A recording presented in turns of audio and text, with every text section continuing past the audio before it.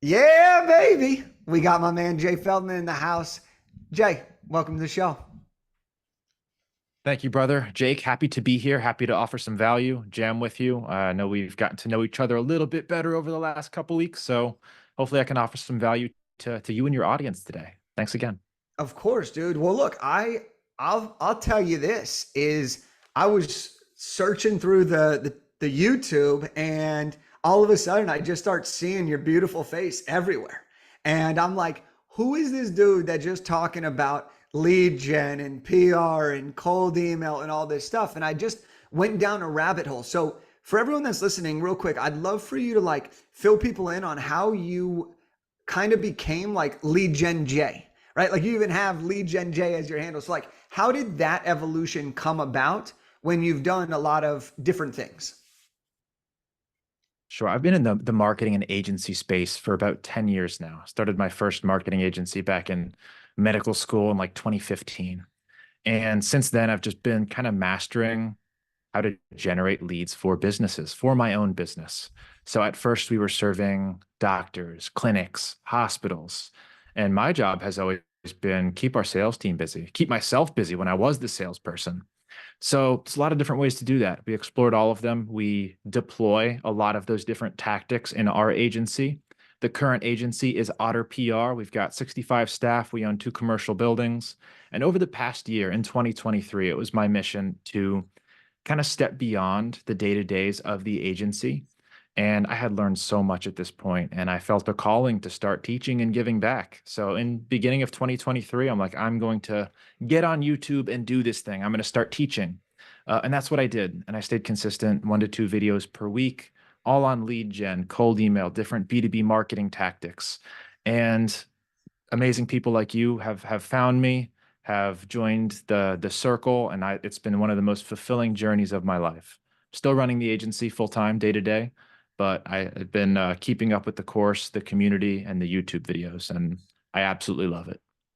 Yeah, and dude, one of the things I think so cool about how you've built your YouTube channel is you've done it in a way where you are talking about like the actual science and the actual numbers and the actual stuff versus just talking about it in theory.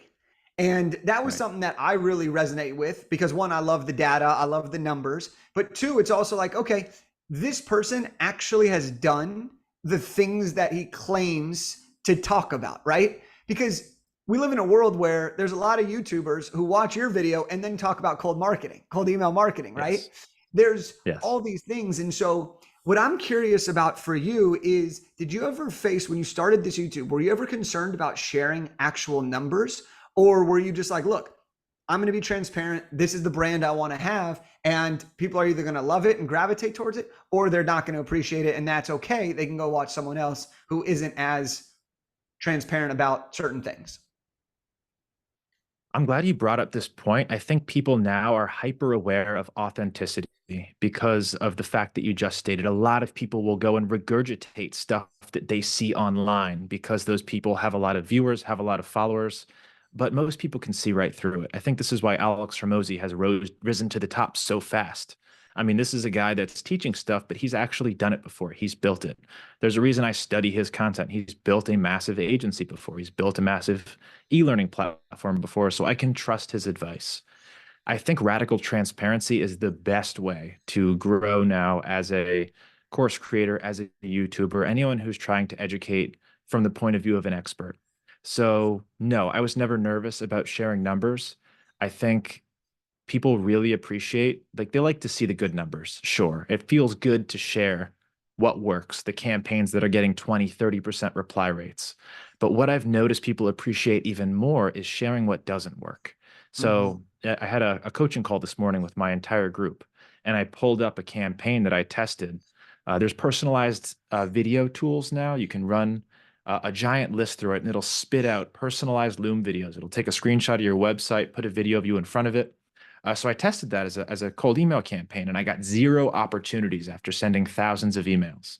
So I'm like, this is the worst result I've ever had. Come look at this. Here's what I did. Everyone loved it. So if you're my advice to course creators, to YouTubers now who are trying to educate, radical transparency. Something isn't working, show why it didn't work. Break it down. Don't just share the good numbers, share the bad. I love it. I love it. I'm just taking some notes on that, my man. And so let's talk about some of these numbers. You mentioned you did the campaign and it didn't work, but a lot of the stuff that you do does work really, really well. So let's walk through it, because a lot of the people that listen to this are business owners, authors, aspiring authors, people that are using books to grow their business. And I think that having a book can make cold email campaigns or marketing initiatives a hell of a lot easier than without it in some ways. So walk me through the fundamentals here, just as a high level, and then we'll get really specific on how a cold email campaign kind of actually works, what the goal of it is, and why it's something that not a lot of people are doing in the grand scheme of things. Sure. So here's the blueprint of a good cold email campaign. Every single one of these things needs to work and be right in order for it to work. And it can be tough to get all those pieces lined up. That's why people will spend a lot of time studying my courses or hiring us for done for you cold email campaigns and lead generation. But essentially, it starts with, who am I going to email? You need a list of people who are a good fit for your offer. So, Jake, if you sell ghostwriting services to CEOs, right, you need a list of CEOs that might want to have a book written. Where do you get that list from? You can either scrape it, you can buy it, or you can subscribe to a lead database. And then you really only want to send these cold emails to people who are a perfect fit for your offer. You send it to the wrong person, they immediately see that. They're like, this isn't for me. Spam. Too many of those spam buttons, and your campaigns are dead in the water. People don't realize why they have a 10% open rate. It's typically because they're sending the wrong thing to the wrong person. So, step number one, get a good list of emails, people that are actually relevant to your offer. Clean that list using a cleaning tool like Million Verifier. Then you're going to want to set up secondary domains. This is where it gets a little bit more technical. You need mailboxes to actually deliver these cold emails. You don't want to use your primary inbox, your primary mailbox, because if that gets marked as spam, now all your real company emails start going to spam, and that's a total nightmare. So you want to buy all these secondary domains, set up all these secondary mailboxes using Google or Outlook, typically are the most popular. Then you want a platform to be able to deliver these cold emails. We use a tool called Instantly AI. It's the most advanced cold email sending platform that exists right now, in my opinion. So then you link all these sending mailboxes, you upload all of these lists, and now you have to write the cold email copy, arguably the hardest part of all of this to teach. The rest of it is follow these steps and you'll get it right. This part is a little bit more creative. How do you actually get somebody who doesn't know who you are, doesn't trust you, and doesn't want your email to open up an email, say, wow, I trust that person and I want more information from them? It's hard to do, especially when you're emailing decision makers, CEOs, founders of big companies who are getting these emails all the time. So that's where the art comes in, not really the science. The science is setting it all up correctly. The art is psychology, is marketing. How do you frame your offer in such a way to get them to open the email and take action? And that's really where experts, consulting, courses, and people like myself come in. But then we deliver thousands of emails per day, typically to very large lists of people. And we're able to pack sales calendars absolutely full on autopilot for less than it costs to run a Facebook ad. And typically the leads are way more qualified because we pre-qualified them when we were getting that email list. So I do think it is the best form of marketing for any B2B company to master for that reason. That being said, it's not an easy thing to master. I love that breakdown. I want to ask a couple questions to clarify and dig deeper here. When you're talking about buying these extra Please. domains, right? We're talking about buying these extra domains. Yes. Does it matter that you're sending emails from, let's just say for me, for example, my website's Big Idea to Bestseller. We have our emails that are at that domain, but then we have secondary domains, Big Idea to Bestseller.co, or all these different .com emails, right? Or domains.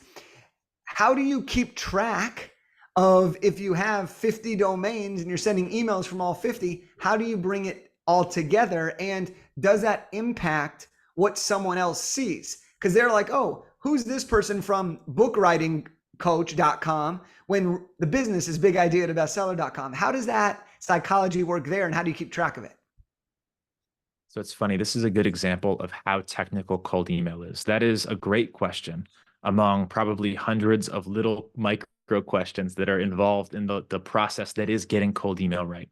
So how do you keep track of all of those responses coming from all these different mailboxes and domains? So there's a couple ways. So in a tool like instantly.ai, you'll upload all of those mailboxes and it will send from all of those respective mailboxes and receive to all those respective mailboxes. So a good sending platform will accumulate all of these responses in a Unibox. And from there, you can reply from the same email address that sent that email. So you have consistency there. That is a good sign. Another alternative that a lot of companies like to do is forwarding. So any email that comes to a secondary mailbox or domain all forwards to a primary domain. So now you just have to sit in one email address, get all of the emails coming in from your hundreds of secondary mailboxes, and then reply from there. That's what we like to do in our agency. All of our emails get forwarded to hello@otterpr.com, and we have a team of sales reps and BDRs in that inbox at all time, responding to people as soon as possible. Yeah, so good, dude. Okay, fill me in. Let's go down the rabbit hole here. Okay, let's Let's do talk it. about what do people. We're gonna get into the numbers in a second, but what do you say? I just want to hit this because I know people are like cold emails. You're just spamming a bunch of people. Okay, right? Like, Right. and to a certain extent, that may or may not be true, right? What do I you don't say to the disagree. people? What do you say to the people who are like cold email is spamming? Like that's unethical, or cold email is spamming. You should find a different way. Cold email is spamming. Like, don't do it. Like, what do you say? Because you've built an incredible business on the back end of cold emailing. You love cold emailing as a marketing venture. It's predictable. So what do you say to the people who are like cold email is spamming? I say they're right in a way, and there's good ways to do spamming and there's bad ways to do spamming. It's like door knocking. Do I want someone to knock at my door and sell me something? Absolutely not. But if they knock on my door and they give me something or they have an offer that's actually of value to me, I'm going to be thankful that they did. Cold email's been around since email was invented. And yeah, there's good cold emailers and there's bad cold emailers. In fact, Google and Yahoo just released a massive update that's coming out in February to protect consumers from bad cold email because businesses are in the practice now of, we call it B2C cold emailing, sending millions of emails to consumers, just like shooting a shotgun and hoping one of the pellets hits. This is not the right way to do cold email. The right way to do it, and the way that we practice it, and I teach it in my company, is one, you have to be hyper targeted with who you're emailing. Make sure Mm-hmm. that your offer and your what you have to offer is perfectly aligned with who you're emailing. The second thing is not to ask for anything in that first email. Asking for something means buy this, download this, book a call on my calendar. This is the cold emailing of the past, and it's relatively dead. We don't recommend these practices anymore. This isn't how we do cold emailing for our agency anymore. Instead, what we've replaced that with, and what I recommend everybody listening, if you're going to do cold email, do it this way. Replace it with high value lead magnets. Solve a micro problem for that person that you're emailing. A good example of that is one that we use in our PR agency. We're emailing, say we're emailing you, Jake. You are an author, you have a book writing service, you probably want PR. You'd be a perfect fit for one of our cold email campaigns. In fact, I'm surprised you haven't received one yet. If you haven't, you probably will. What our email to you would look like is, hey Jake, saw you running this book publishing company, or saw that you're an author. I would love to write and publish an article for you in usawire.com, absolutely free. All you got to do is give us a little bit of information about yourself. We'll write it, publish it, send you the live link. This is an example of a lead magnet that we use in our cold email campaigns, and we lead with something like this. So the result, you're like, hell yeah, I want free PR coverage. Here's the info. Now we have your information. Now you've opted in. Our team executes on that. We'll use an AI to write the article. We'll use a VA to publish and promote the article, give you that live link. Now we've done something for you. We've actually showed you some value, built some rapport with you. And now your instinct is going to be to reciprocate. We did something for you, prove that we could provide value. The least that you could do for us is give us 15 minutes of your time to tell you what we could actually do for you in our offer, in a paid offer. So find a good lead magnet, find some kind of microservice, some micro value that you can provide to the person that you're cold emailing, and lead with that. Don't go in for the ask. Gary, as Gary Vee would say, jab, jab, right hook. Throw a Yep. couple jabs, give them some value first. Dude, this is great as you're doing it. Like, and for everyone that's listening, talking about radical transparency, we brought on Jay and his team to help us implement a lot of these things. I've tested some of this stuff on a small scale, talking about the different domains and using different lead scraping sources and various things. And I've tried it, and we've gotten results. Like, we get results. My buddy introduced me to the platform Apollo, and we're doing great. But what we want to do is, how do we do this at a higher scale? Okay. And that's where I really loved what Jay talks about on YouTube. And so we are actually, by the time this is actually out, we're going to have campaigns fully. So you might be getting my cold emails soon for those of you that are listening to this. But let's talk about the numbers and why it's so important and how many domains we need and how many emails we can send and what are the best ways to do this. So at a baseline level, all right, how many domains do you need? How many emails can you send per domain per day? And like, how many emails should somebody strive for to test a cold email campaign to start? I'm going to add some context and then give some examples. And one of the biggest challenges for me as a lead gen agency owner is setting like those minimums and setting a specific number, because the problem is, Jake, a client like you, we could do realistically a much lower number than we need to do for another client to produce more results, because you have a more attractive offer. You have a large pool of leads that are actually going to be interested in what you do. Not all of our clients fit into that bucket. A lot of our clients take a lot more reach outs, a lot more emails in order to get the same amount of meetings booked. So I will say what we try and do at the very minimum for our clients are 1,000 emails per day. Now we offer a much higher, a pretty large number of emails every single month in our packages. So I will say you can scale this as much as you want, but you don't have to start at those high 50,000 emails per month numbers, which is what we do for our agency. A good number to aim for is 1,000 emails per day. With 1,000 emails per day, you should be aiming for an open rate of over 60%. If it's over 60%, you've got a good subject line, you've got good preview text. Now your open rate isn't the problem. Now let's focus on reply rate. How many people should actually be replying to these emails? If you're using a good lead magnet or you're doing some good personalization using some of these AI tools, I've gotten reply rates in the 20 and 30%. Now, what's realistic for most people? 5%. If you're getting a 5% reply rate, that is an awesome campaign. If you're getting a 2% reply rate, it's a good campaign. Keep it running. If you're not, you've got to probably switch some things, change your lead magnet, change your targeting until you are.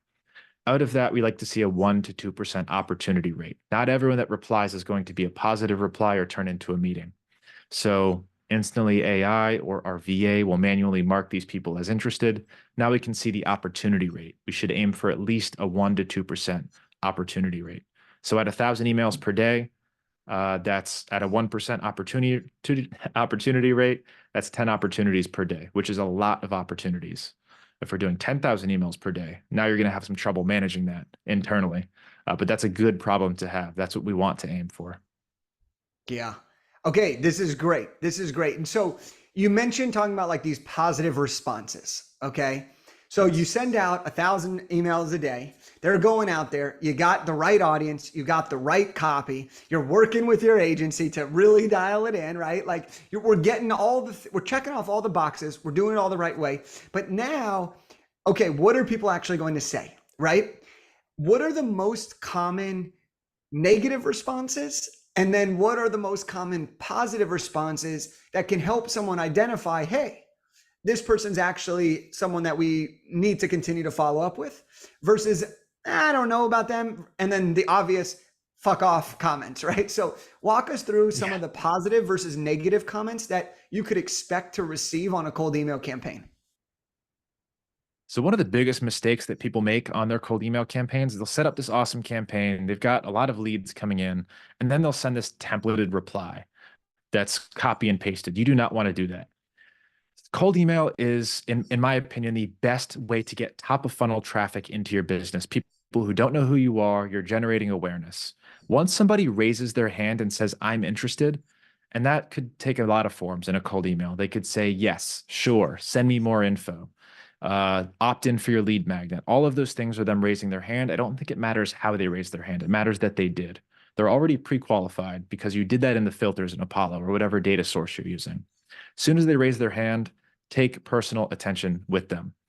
Give them a call, assign them to your BDR, research their business and send them a personalized email. Send them a personalized video, put them into your CRM, create an opportunity. That person raised their hand and said, I'm a good fit, I'm interested in that thing.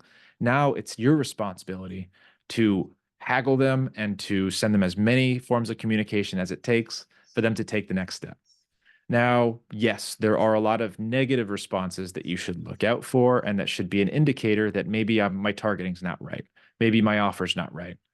Obviously, the F-offs are not good. Look out for those.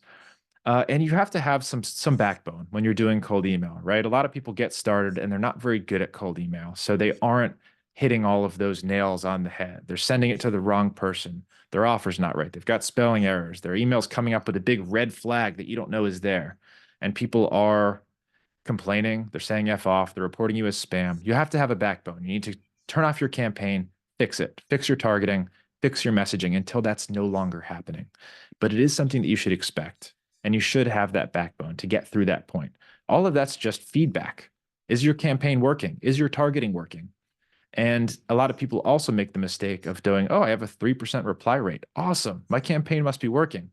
Then you go into those replies and realize that they're all F off. Your campaign is not working. Go back and look at all of those things again, turn it off, rewarm, and figure all those things out. So yeah, you have to have a backbone for the negative responses. They can come in a lot of different forms. Positive forms, them raising their hand and saying, I'm interested. Now it's your responsibility to go and personalize that attack one-to-one. This is helpful. And I think it's really important for people to understand what the negative response are versus the positive response, because based on the negative response, you should be able to tell where the problem is, right? Like you said, it's feedback, and those negative responses can often help you identify, okay, not the right audience. If they say, it's not for me, right? Or it's the copy, or it's the lead magnet, or whatever. And then the positive responses, there's different ways they can do that. So once someone does give you a positive response, let's say, I'm just going to spitball some positive responses and see how you like to react to them. So if they say, I'm interested, send me more info, do you go straight for a call, or do you send them to a website, or do you send some version of a lead magnet that will then get them to book a call? For us, now that we've got a pretty established back end, if somebody says, I'm interested, send me more info, the first thing that we're going to do is give them a call from somebody in our in-house team. That's the best way. And the sooner you can get to them, the better. Because as they just sent you an email. They're probably at their computer. They're probably working. They're probably free. The sooner you can get them on the phone, the better. Now, say they don't answer their phone, leave them a voicemail, and then let them know in the email, hey, just tried to call you, give you a voicemail. Not sure what info you want, but here's some info on pricing. Here's a link to book on my calendar when you're free. That works generally well. And you mentioned that some of the negative feedback could be constructive for you in figuring it out. I'll say usually it's not. Usually it's not, oh, I'm sorry, this just isn't related to me. I'm not in that industry. That's giving people way too much credit. It's usually stop, no, unsubscribe, never email me again. The 1 in 20 will be like, I'm not a great fit for this. This is too expensive for me. Typically that's not the case. Yeah. I mean, that makes sense, right? Like if we're honest with ourselves, like think about how we respond to an email that we don't actually want, right?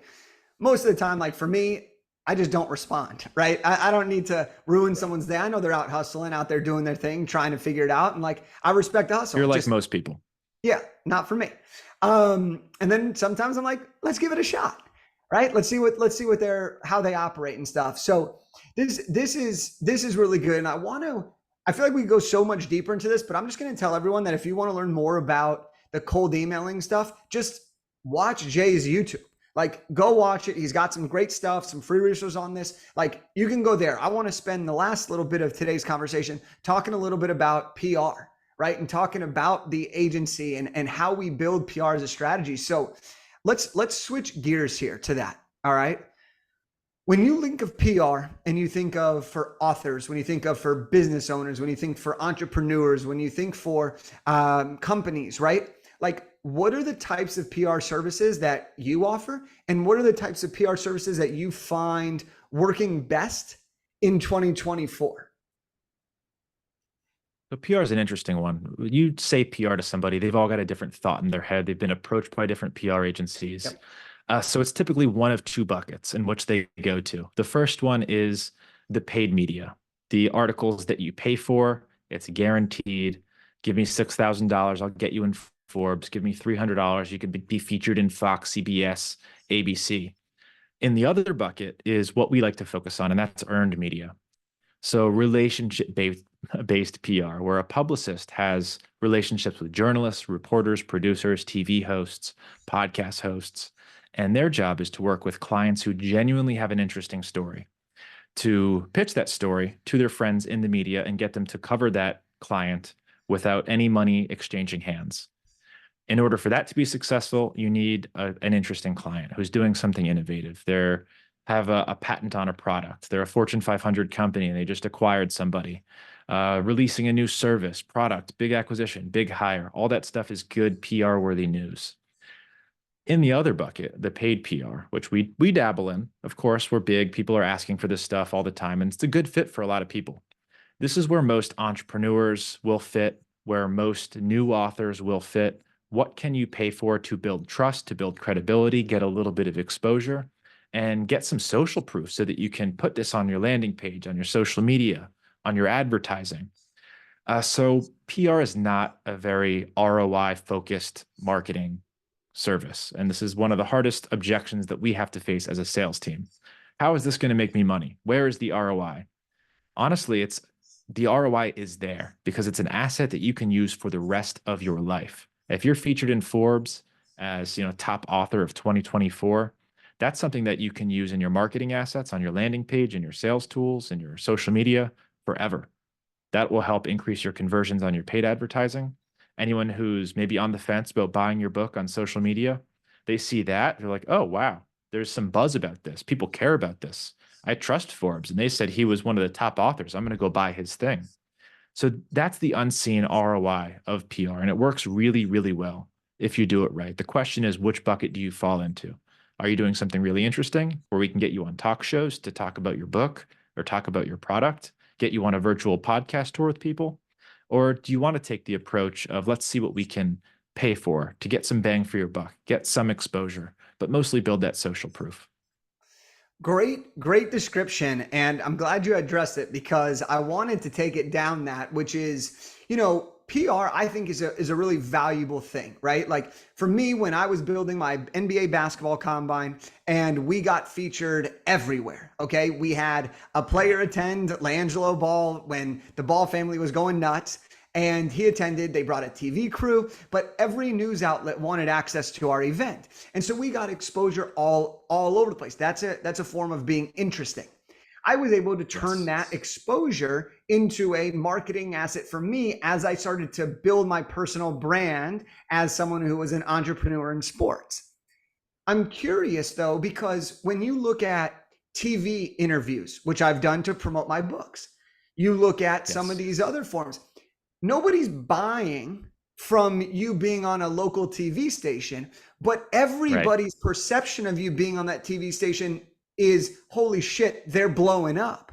So, how do Yes. you kind of like to view that in terms of PR is great for the exposure, but how do you really focus on what is next once you have that exposure? Because that's the first step in today's world of earned or paid is you have to know how to leverage the exposure you get to turn it into the actual business that you want, right? So how do you do that? And this is one of the things we coach our clients on, and it's probably the most important thing to understand when you're purchasing PR or working with a publicist is what do you actually do with that coverage? Because the reality is the coverage itself isn't generating sales for you. Granted, there are certain cases, there's certain talk shows and networks where you can get on and changes your business overnight. For 95% of the people that we work with, that's not the case. So for most people, it's like you said, leveraging that media to generate sales on the back end through other channels. So you were on a talk show, zero people bought through that talk show, but now you've got a clip being interviewed on a TV panel. This builds a lot of trust, credibility, and buzz. Now everybody says, "Holy shit, this guy was on TV. People care about this. This is hot. You want to be a part of it." People want what other people want. So some ways that you can leverage that coverage is one, social media. Make a huge deal about it. Post those clips. Say how honored you are. Make it a highlight on your social media. Send an email campaign to all of your subscribers. If you've got an opted in list, first thing in there. I was just on this talk show, talk about this book. If you haven't already gotten it, boom, there it is. Running press as paid ads is one of the most effective way to convert on paid ads that there is. So if there was one piece of advice I would give for how to leverage that media coverage correctly, it's use it in your paid advertising on your static ads, run ads of it, of the video clip of you being interviewed. It builds immediate trust, credibility. People are much more likely to stop and watch it. They want to know what's going on because it's news. It double or triple the ROAS on your ad campaign. So knowing how to leverage your PR, the most important thing about getting PR, 100%. I got to be honest, man. I love the fact that you run a PR agency, that you do outbound campaigns, and you are just straight up like, this is the way it is. Like, you're not hiding behind this like imaginary wall of, no, PR is this most magical thing. You get one article and you get clients falling from the sky. Like, you're like, no, this is the first step of a bigger strategy, right? And cold emails. Yes. If cold emails suck, you're not going to get responses, right? Like, and you're like, cold email can be spamming, right? And I think that like, if I were to sum this whole thing up, and just from the little bit I've gotten to know you, that's what I love. That's the type of person that really knows their shit, because they're addressing the thing most people are too afraid to address. And when you can do that for yourself as an entrepreneur, and just for the people that you aim to serve, like, that's trust. That's the real stuff. So I got to commend you, man. I thought you would be a great dude. I know you're a great dude. And now you have really shown to everyone else like why you have been so successful. So I couldn't appreciate you more for coming on the show and sharing some of these quick tips. And how do we follow you? How do we work with you? How do we continue to learn from you? Give us the goods. Thank you, Jake. The kind words mean a ton to me. I try and stay authentic when I talk about marketing. It's not easy stuff, and it's usually not black and white. So I hope everyone feels comfortable to come ask me any question that they want. I don't care how controversial they think it is. I'll give you a straight answer regarding lead gen, regarding PR. I'm happy to do that for you. And Jake, the best place to find me on social, work with our company, Instagram at lead gen. Just got that really cool username. Nice two-worder, lead gen. Very proud of it. And if you want to work with our PR agency, you can look at us at Otter PR on Instagram. Go to otterpr.com and book a call with our team. We'd love to help you out. But message me on Instagram. I'd love to talk to you about some cold email, some lead gen stuff. Awesome. And we'll link all that up in the show notes, man. So for everyone that's listening, here's my challenge to you. All right. We talked a lot about the cold email stuff, and we talked a lot about the PR as a bigger part of your business strategy. Take one of the things Jay said and give it a shot. Buy a domain and see if you can set it all up to run some outbound email, right? Look into, should I try to do a paid media campaign? What's my budget? And how could I turn that X amount of dollars into a high ticket client, or whatever it is that you're selling? So that's my challenge to you. Thank you guys for being here. Jake, thank you for being on the show. And I will see you all on the next one. Peace.